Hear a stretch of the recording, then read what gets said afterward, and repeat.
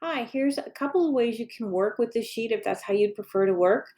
If you click on what's called the Omni box, and it's this box that's right, up above the rows and to the left of the column. If you click there, that selects everything in the sheet. And then what you can do is you can click filter.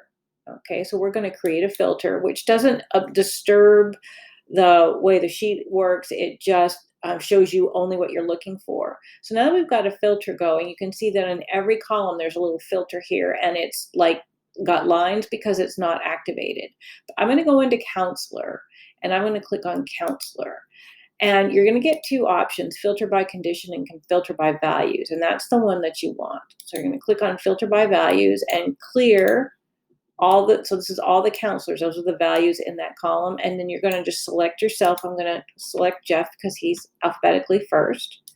And I click A, and then I see only Jeff's, or my, if it's me, my work.